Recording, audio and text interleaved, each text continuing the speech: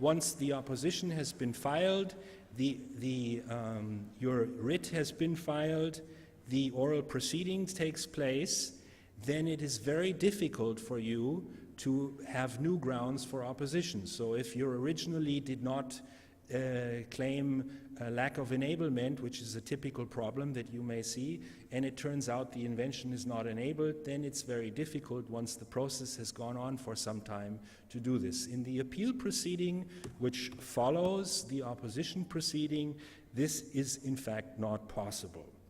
Making amendments is an important aspect in your opposition.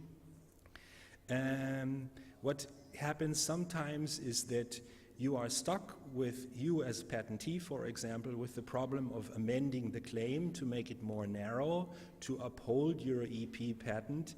In such a case, you have often clarity problems, and then you can actually have a problem of upholding the patent based on a problem that has to do with clarity and not actually with lack of novelty or inventive step. The oral proceedings take place about a year after you're done, after you file your opposition writ. It's a fantastic process. If you ever want to, or you have an attorney in Europe, you should join him. It's public, you can go there. It usually typically takes place, mine is from 9 at least until into the late afternoon typically. Some go over more than one day. In fact, if you have many pharmaceutical companies attacking a patent, this can actually take numerous days. I will just show you a final picture where you see the process of the opposition proceeding. So upon grant, the opposition can take place. The opposition is dealt with by the EPO, by the opposition division. There are various different outcomes of the opposition.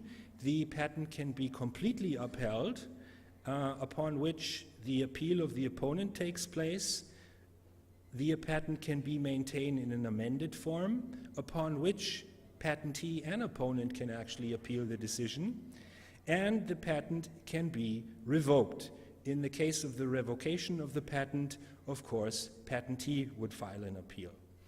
So I will leave it at that because I see my light is blinking at the bottom and I don't want to stress the nerves of my colleagues here. But if you have questions to this process, please ask me afterwards.